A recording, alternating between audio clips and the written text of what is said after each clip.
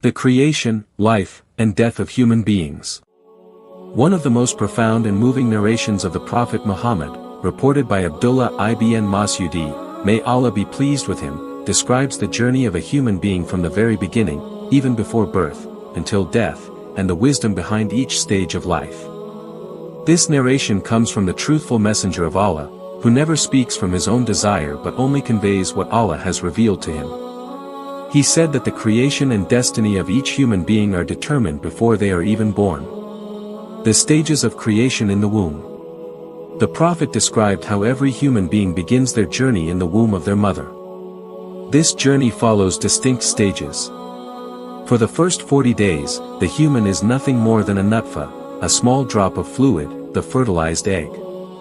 Then, for the next 40 days, it becomes an alaka, which means something that clings, like a clot of blood attached to the wall of the womb. This represents the early stage of the embryo implanting and beginning to grow. Next, for another 40 days, it becomes a mujha, a small lump of flesh, shaped as though it has been chewed. This is when the limbs and basic shape of the body begin to appear. After these 3 stages, roughly 120 days in total, the physical body is formed, though it is still lifeless. At this point, Allah sends an angel to the womb. This angel breathes the soul, ruh, into the body, and from that moment, the fetus becomes a living human being. What is written for each person?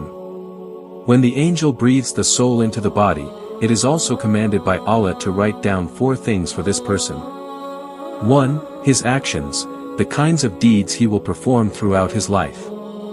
2. His provision, rizq, how much sustenance, wealth, and resources he will receive.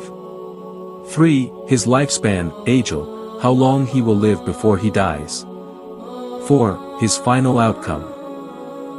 Whether he will end up as one of the blessed, saved and in paradise, or one of the wretched, condemned and in hellfire. This teaches us that everything about our lives, our wealth and poverty, our good and bad actions, even how and when we will die, is already known and decreed by Allah. Complete and incomplete creation. The Prophet also explained that some human beings are created as mukallaka, meaning their bodies and forms are fully and beautifully completed, while others are ghair mukallaka, meaning their bodies are incomplete or have defects. This explains why some are born healthy and perfect, while others are born with physical disabilities or deformities. This, too, is from the wisdom of Allah, and it is part of the test of life. No one has the right to question why Allah creates some people differently from others. Everything happens according to His perfect knowledge and wisdom. Birth and growth. After these stages in the womb, the baby is born. Weak, helpless, and completely dependent on others. Then, through Allah's mercy, the child grows gradually. He learns to crawl, walk, speak, and becomes stronger as he moves through childhood. He reaches adolescence and then enters youth, the age of strength and vitality. When a person reaches the peak of his strength, usually between 30 and 40 years of age, this is called reaching his ashad, the prime of life. For some, this peak might last longer, up to 45 or even 50. But after this period, the body slowly begins to weaken again. Old age and decline. After youth and strength comes old age. Some people die young, even before reaching adulthood. Others live long lives, and some reach extreme old age. In old age, the body becomes frail, senses grow weak, and memory may fade. This stage reminds us of the cycle of life. We start weak as infants, become strong, and then return to weakness in old age.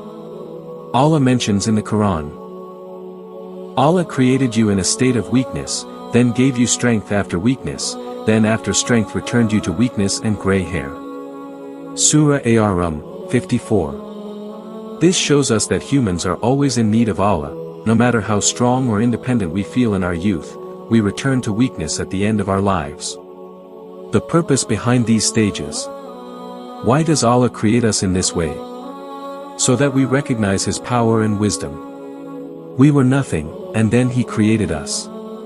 He gave us strength, and then He takes it away. This cycle of life teaches us humility and gratitude. to recognize that everything we have is a gift from Allah, and it can be taken at any time. It also reminds us that our life on earth is temporary and that we should prepare for the hereafter by doing good deeds while we still have strength and ability. Misguided beliefs to avoid. Some people, like atheists, communists, and materialists, deny that Allah created them. They claim that humans came into existence by themselves, without a creator. This is a false and dangerous belief because it ignores the clear signs of Allah's power and rejects the truth of His existence. The Prophet warned us against such thinking, and the Quran repeatedly reminds us. Were they created by nothing, or were they themselves the creators? Surah At-Tur, 35. Death and the final return. At the end of every person's appointed time, they die, whether young, old, healthy, or sick. No one can delay their death or bring it forward, no matter what. When a person dies, his book of deeds is closed, and he meets his Creator, who will judge him according to what he did in this life. Some die young before reaching their prime. Some live long lives and are returned to extreme old age, forgetting what they once knew. All of this is according to Allah's wisdom and decree.